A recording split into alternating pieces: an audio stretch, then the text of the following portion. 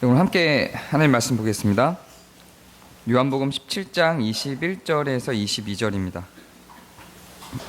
요한복음 17장 21절에서 22절.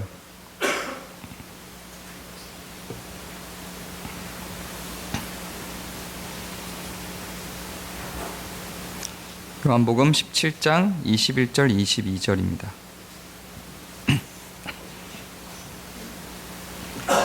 우리 길지 않습니다. 길지 않으니까 같이 읽으면 좋을 것 같아요. 우리 함께 읽을까요? 시작. 아버지여, 아버지께서 내 안에, 내가 아버지 안에 있는 것 같이 그들도 다 하나가 되어 우리 안에 있게 하사 세상으로 아버지께서 나를 보내신 것을 믿게 하옵소서. 내게 주신 영광을 내가 그들에게 주었사오니 이는 우리가 하나 된 것 같이 그들도 하나 되게 하려 함이니이다. 아멘. 제가 청빙 받기 전에 청빙을 위한 그 설교를 할 때 요 본문 이후 부분들이었습니다. 지금 그때 설교했던 본문의 앞부분에 해당이 됩니다. 오늘 우리가 나눌 이 내용은 그리스도와의 연합이라는 주제로 그 신학자들의 연구가 가장 활발한 여러 분야들 중에 한 분야입니다. 그만큼 기독교의 정수이고 기독교의 중심인 내용입니다만 사실상 한국교회에서는 많이 선언되거나 가르쳐지기를 꺼려하는 부분입니다. 여러분, 신앙의 목적이 무엇입니까? 신앙의 목적이 어디에 있습니까? 많은 사람들이 생각하기를 우리의 신앙의 목적은 천국 가는 것이라고 생각을 합니다. 네. 그러나 천국은 신앙의 목적이 아닙니다. 결과로 주어지는 겁니다. 신앙의 목적은 오늘 우리가 읽은 이 내용대로 그리스도와 그리고 하나님과 연합하는 것입니다. 우리에게 있어서의 가장 큰 영광은 우리가 나중에 하나님과 하나가 된다는 겁니다. 이런 종교가 존재하지 않습니다. 신이 사람을 자기의 영광을 위하여 사용하고 활용하지 그 신의 영광 가운데 피조물을 동참시키는 종교는 기독교밖에 없습니다. 성경을 가르치고 있는 성경의 백성들 가운데 밖에 존재하지 않습니다. 기본적으로는 모든 피조물들이 창조주의 영광을 위해서 목숨도 버리고 달려가야 되는 것이 모든 종교들의 기본적인 발상입니다. 그런데 기독교는 그렇지 않습니다. 우리가 고난주간에 배웠던 내용들처럼 양을 위해서 목자가 죽는 종교, 원래는 양이 목자를 위해서 죽고 털을 줍니다. 제사장이 제물이 되는 종교, 왕이 백성을 위해서 죽는 종교, 그리고 창조주가 피조물을 위해서 죽는 종교입니다. 우리는 그런 영광 가운데 있는 걸음을 매일매일 한 걸음씩 걷고 있습니다. 우리는 매일매일 한 걸음씩 하나님과 하나가 되고 있습니다. 우리의 사는 목적이 무엇인가라고 할 때 하나님의 영광을 위해서라고 배웁니다. 그런데 그 하나님의 영광을 위해서라고 가르치는 그 웨스트민스터 신앙고백 첫 번째를 보면 사람의 사는 목적이 무엇인가라고 해놓고 단지 하나님의 영광을 위해서다로 끝나지 않습니다.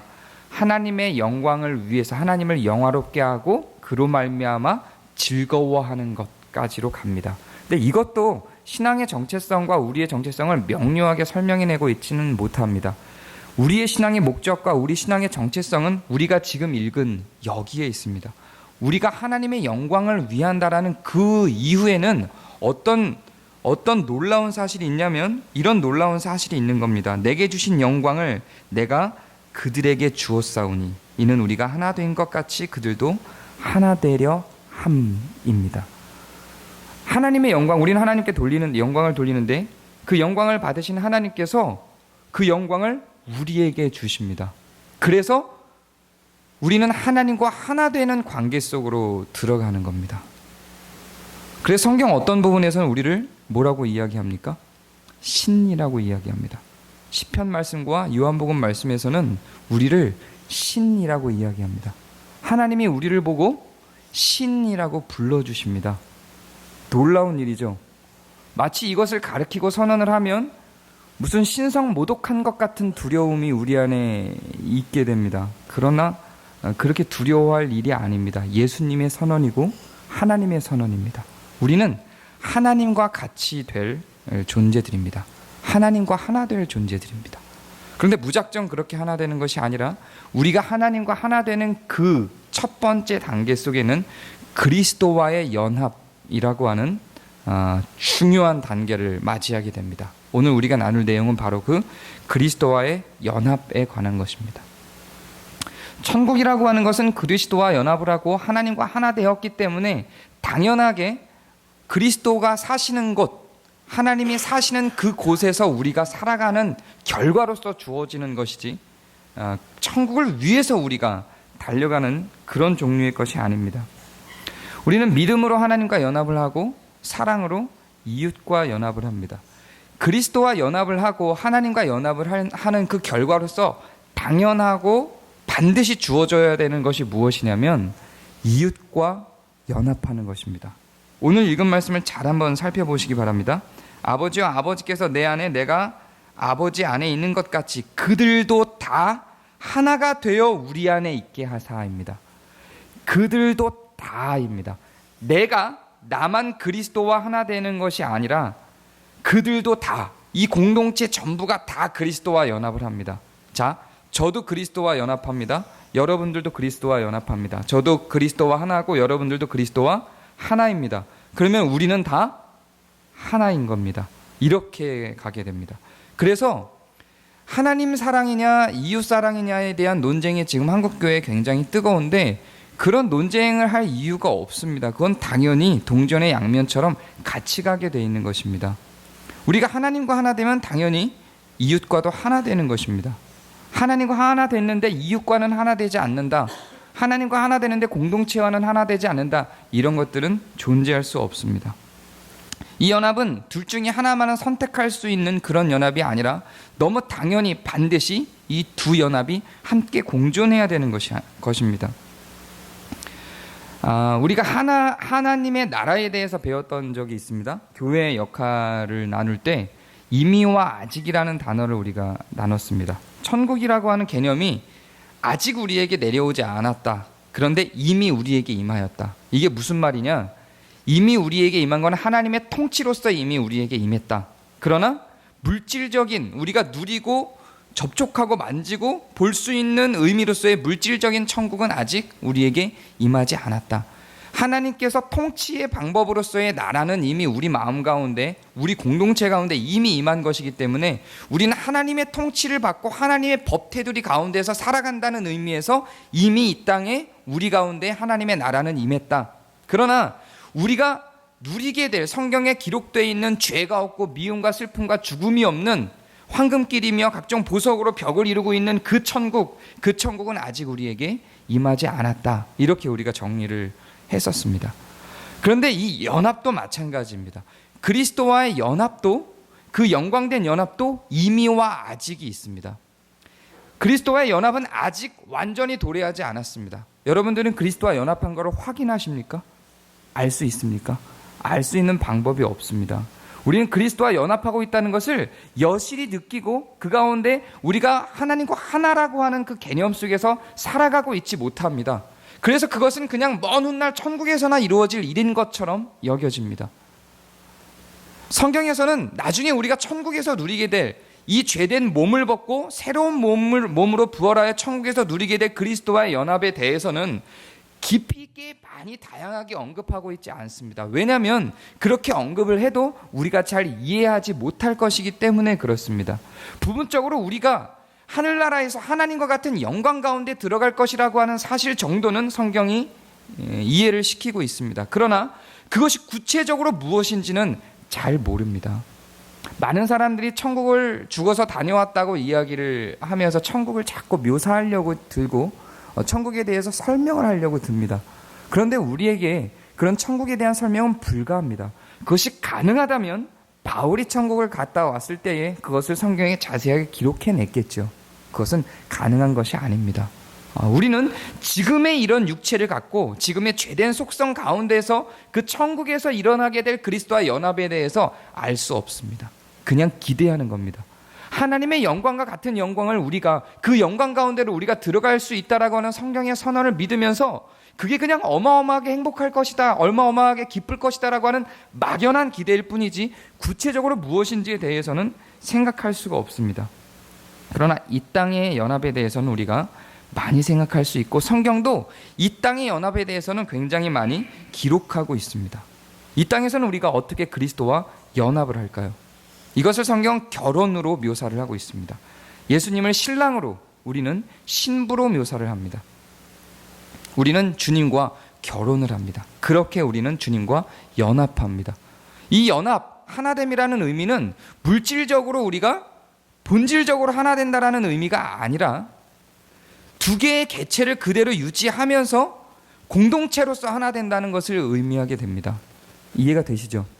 여러분과 내가 하나다, 부부가 하나다라는 개념처럼 그런 하나임을 의미하는 것이지 우리가 마치 하나님께 흡수돼서 우리의 존재가 소멸되고 사라져서 하나 되는 것을 의미하지는 않습니다.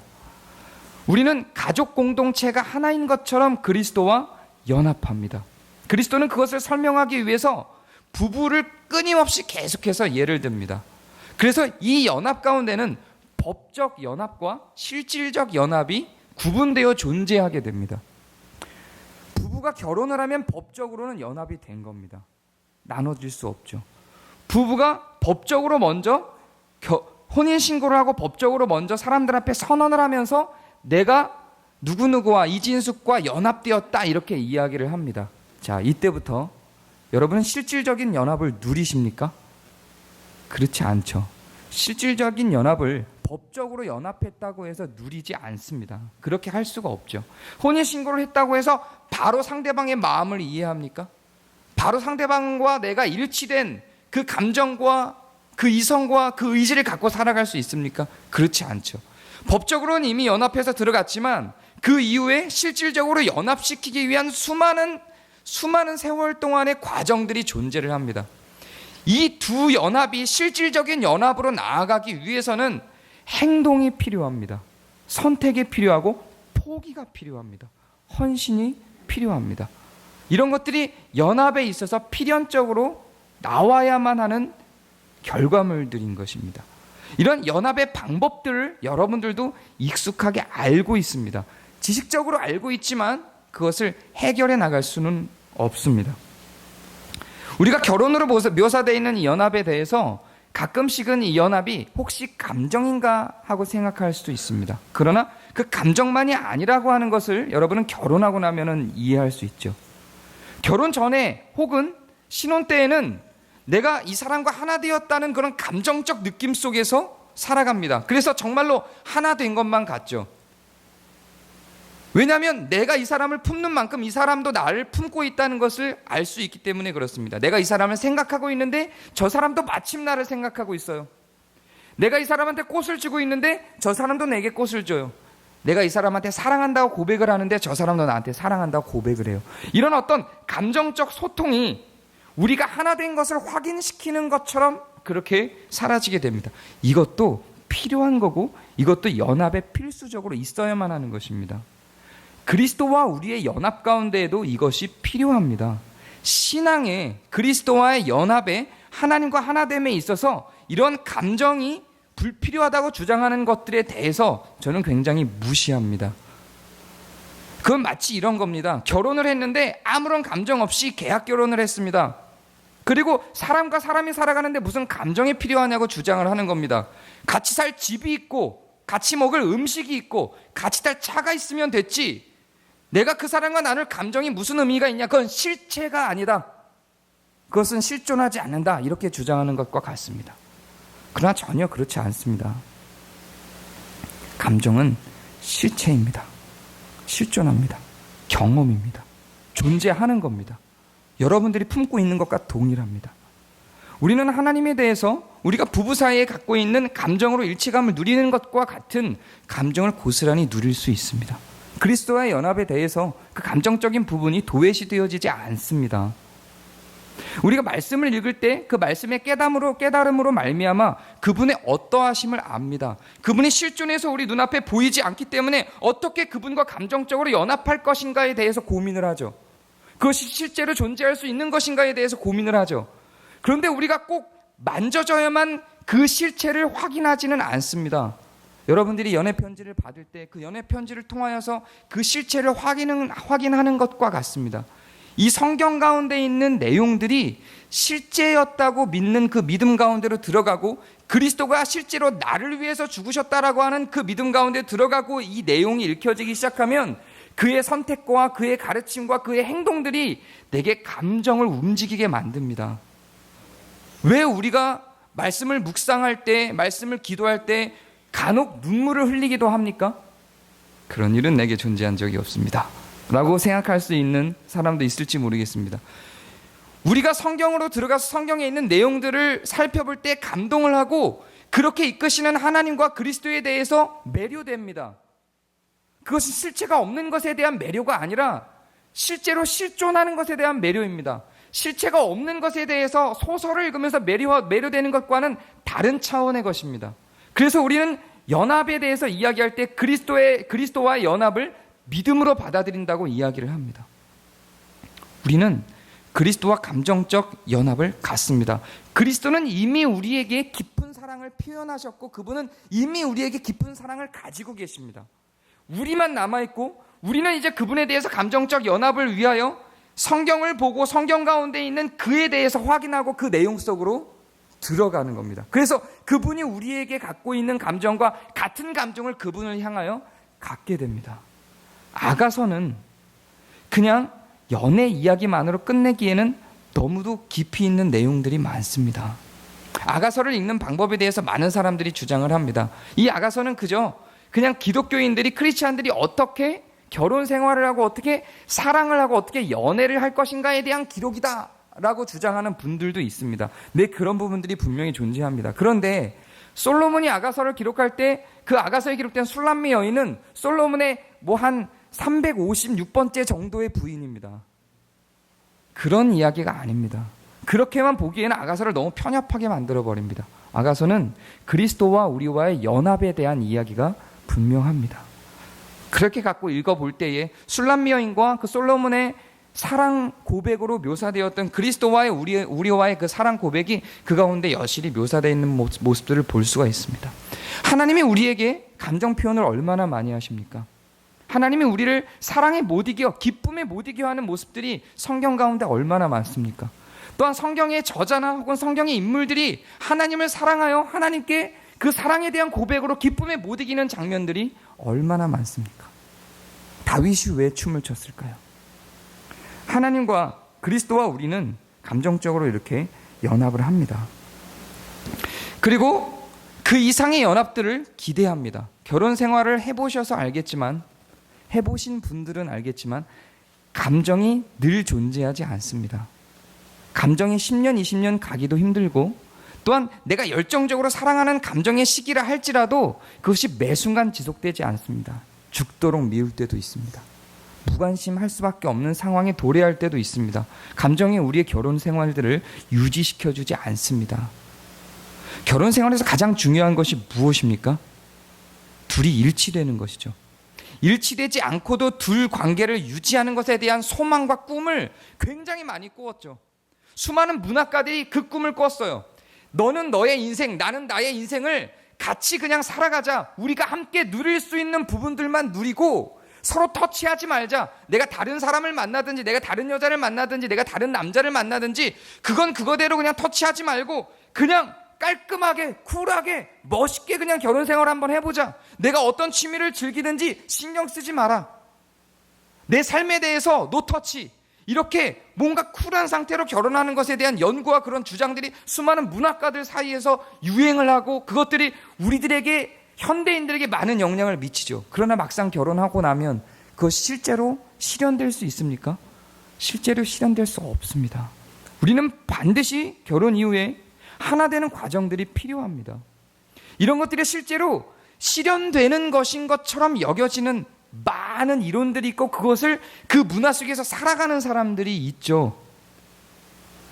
뭐 조금 다른 이야기일 수 있는데 아내를 넷을 두는 문화권에 있는 사람들, 아랍인들이나 몰몬교도들, 저는 그 문화권에서 몇 년을 살다 왔죠. 그들은 그게 문화로 정착됐기 때문에 한 남자에게 4명의 여자가 있는 것이 어떤 책에서 제가 봤어요. 심지어는 선교사님이 쓴 책에서도 봤어요. 그들은 그게 문화로 정착됐기 때문에 아무런 불편이 없고 오히려 4명의 여자가 있을 때 다른 여자들이 그걸 더 좋아한다. 왜냐하면 집안일을 나 혼자 안 하고 4명이 나눠서 할 수 있기 때문에 그걸 더 선호한다. 이렇게 주장하는 분들이 있더라고요. 그럴까요? 전혀 그렇지 않습니다. 저는 그 사람들과 함께 살다 왔어요. 그렇지 않아요. 다 질투하고 두 번째, 세 번째 부인 때문에 굉장히 힘들어합니다. 저희 앞집에 살던 한 이웃을 저희가 인터뷰를 했어요. 행복하십니까? 행복합니다. 비디오로 찍었어요. 왜 행복하십니까? 우리 남편은 다른 남편들 같지 않게 두 번째 부인을 받아들이지 않거든요. 오직 나만 사랑합니다. 그 문화권에서 부인을 2명, 3명, 4명 두는 게 너무 당연한 그 문화권에서도 한 사람을 향한 사랑으로 가는 게 너무 자연스럽고 당연합니다. 이게 사람의 마음의 본성인 거예요. 우리는 터치하지 마, 내 삶을 내가 살아갈게라는 그 개념이 친구 사이에서는 어느 정도 가능할 수 있을지 모르겠지만 부부 사이에서는 불가능합니다. 우리의 삶은 결혼하는 순간부터 하나로 묶입니다.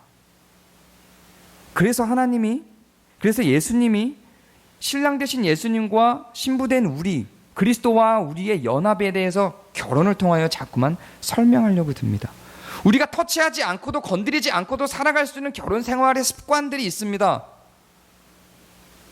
뭐 치약을 이렇게 앞을 먼저 쓰고 뒤를 먼저 쓰는 거, 그런 건 그냥 포기하면 됩니다. 누군가는 앞을 짜고 누군가는 뒤를 짜서 그것 때문에 많이 싸운다고들 해요. 저희는 그걸로 싸워본 적은 없어요. 그럼 아내가 가서 앞을 짜서 뒤로 약이 빌려나 있으면 뒤를 다시 밀면 되잖아요. 그게 왜 어렵죠? 그냥 그렇게 해서 짜내서 그걸로 양치질을 하면 되는 거죠. 이렇게 그냥 서로를 그냥 인정하면서 살아갈 수 있는 부분들이 분명히 있어요.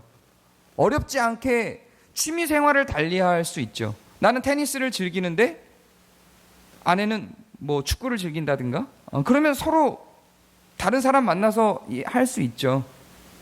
나는 야간에 밤에 일을 하는 스타일인데 아내는 아침 일찍 일어나서 일하는 스타일이다. 처음엔 좀 불편할지 모르지만 정리해 나갈 수 있죠. 물론 이런 것들 크게 차이 나는 것처럼 보이지만 함께 살면서 불편 없이 살 수 있는 그런 내용들이 분명히 존재합니다. 그런데 이런 건 어때요? 도박.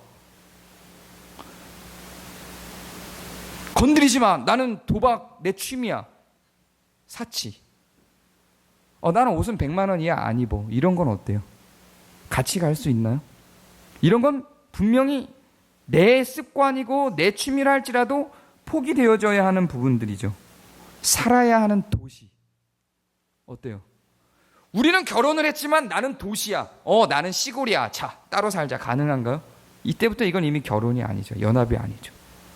자녀 양육하는 방법. 이게 제일 결정적이죠. 나는 좀 자유롭게 키우고 싶어. 나는 예의 바른 아이로 엄격하게 키우고 싶어. 이게 하나가 안 되면은 자녀를 키워낼 수가 없죠. 결혼 생활을 하면서 따로 할 수 있는 어떤 소스들이 있는 걸 인정합니다. 분명히 있죠. 그러나 반드시 하나로 만들어내야 되는 부분들이 분명히 있습니다. 성격부터 시작해서 삶의 습관들까지 하나 되어지고 비슷해져야, 동의되어져야, 연합되어져야 하는 부분들이 분명히 있습니다. 그렇지 않으면 하나 될 수가 없습니다. 이런 것들이 하나로 맞춰가는 데 있어서 가장 중요한 단어가 있습니다. 이해와 포기입니다. 헌신 아닙니다. 헌신이 결혼 사이에서 사람을 죽이는 일입니다. 헌신이 다가 아니에요. 헌신이 필요하죠. 그러나 헌신이 답은 아닙니다. 헌신은 내가 헌신한다는 그 생각 속에서 내가 손해를 봤다라는 그런 어떤, 우리가 완전하지 않거든요. 내가 손해를 봤다는 그 생각 속으로 들어가면서 피차간의 헌신이 서로에 대한 이해를 많이 망가뜨려요. 이해와 소통, 포기, 이런 것들이 하나 되는데 굉장히 많이 필요한 부분들입니다. 무슨 이야기를 하고 있는 건지 제가 왜 이야기를 하고 있는 건지 아마 결혼하신 분들은 이해를 하실 거라고 생각합니다. 결혼하지 못하신 분들은 상상에 맡기겠습니다. 상상하십시오. 우리가 그리스도와 연합하는데도 이와 같은 것들이 고스란히 다 필요합니다. 이해가 필요합니다. 덮어놓고 믿는 믿음은 연합으로 가는 길이 절대 아닙니다. 의심이 들면 그 의심을 하셔야 되고, 그 의심을 해결하기 위해서 질문하셔야 되고, 그 의심의 해결책을 찾아 나가셔야 됩니다. 답이 없으면 없는 대로 답이 없다라는 결론을 내려야 되는 것입니다. 그래서 이해가 되어야 됩니다. 그리스도가 왜라고 하는 것에 대한 이해가 우리 가운데 있어야 되는 것입니다. 그리고 그리스도가 왜 우리에게 이렇게 살으라고 했는지에 대한 이해가 있어야 됩니다. 그리고 소통이 있어야 되고 포기가 있어야 됩니다. 우리가 부부 사이에서 갖게 되는 이런 이해와 포기와 다른 그리스도와 연합에 있어서의 포기는 많이 다릅니다. 왜냐하면 우리가 살아가는 부부가 만난 죄인인 두 사람이 만나서 하나 되어져가는 그 연합 가운데에서 이루어지는 그 포기는 쌍방간의 포기입니다. 내가 강하기 때문에 네 것만 포기해. 이건 연합으로 가는 길이 아니죠. 쌍방간의 포기입니다. 서로 희생과 서로의 포기가 있어야만 하는 일들이죠. 그러나 그리스도와의 연합에 있어서는 우리의 전적 포기입니다. 왜냐하면 그리스도는 이미 모든 걸 다 포기해 내셨기 때문에 그렇습니다. 그분은 이미 그분의 모든 것을 1차적으로 다 포기해 내셨습니다. 그분이 무엇을 포기했는지에 대해서는 우리가 몇 주간에 걸쳐서 이미 배워왔습니다. 이제는 우리가 포기할 차례다라고 그리스도께서 성경에 기록을 하고 우리에게 이제 너희들이 포기해라고 기록물을 내려놓으신 겁니다. 우리는 그것들을 보고 그리스도가 포기한 걸 확인했기 때문에 이제는 우리가 포기할 것들을 배우는 겁니다. 이제는 우리가 포기할 차례입니다. 무엇을 포기합니까? 그리스도와 우리가 연합되는 데 있어서 막아서고 있는 그것들을 포기하는 겁니다.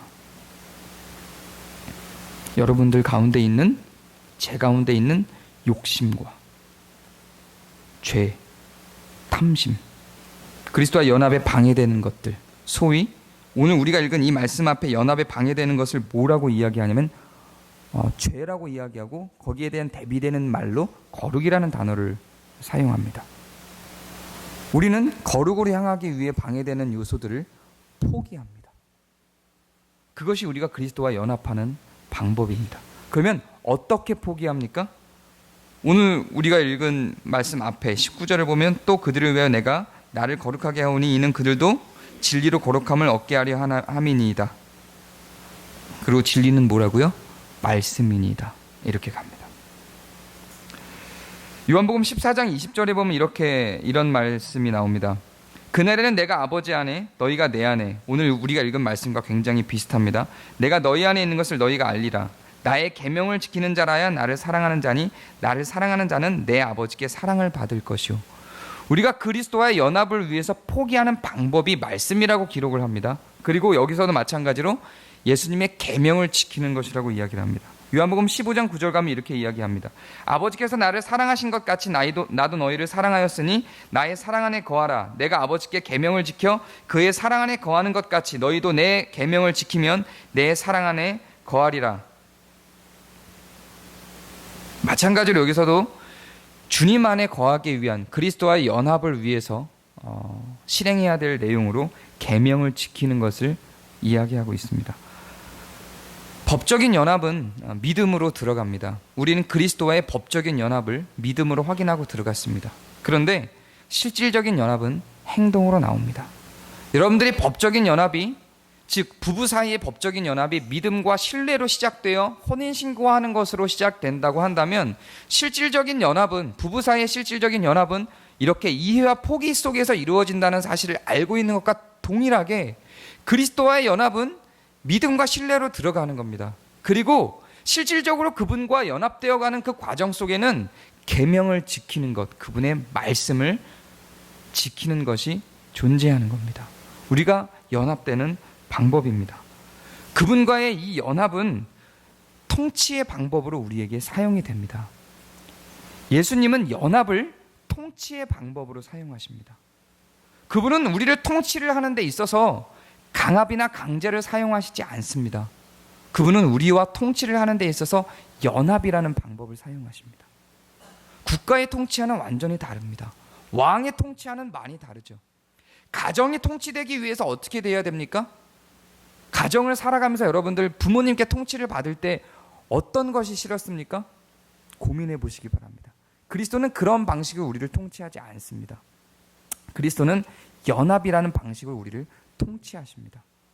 그분은 통치하시기 위하여, 우리를 이끌어 가시기 위하여 우리와 연합하십니다.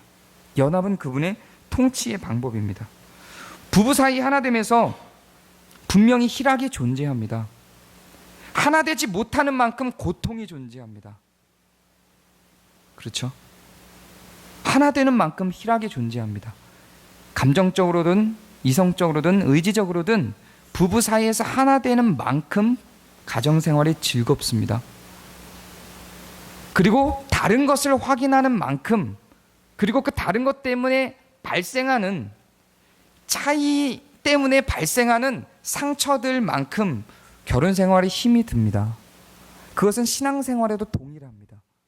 그리스도와 우리가 일치되는 만큼, 그리스도와 우리가 연합되는 만큼 신앙생활이 즐겁습니다. 신앙생활이 즐겁다라고 하는 것은 인생이 즐겁다는 이야기입니다. 그리스도와 우리가 멀어지는 만큼, 그와 연합되지 못하는 만큼 우리의 신앙생활은 힘이 듭니다. 아직 오지 않은 연합이 우리한테 있습니다.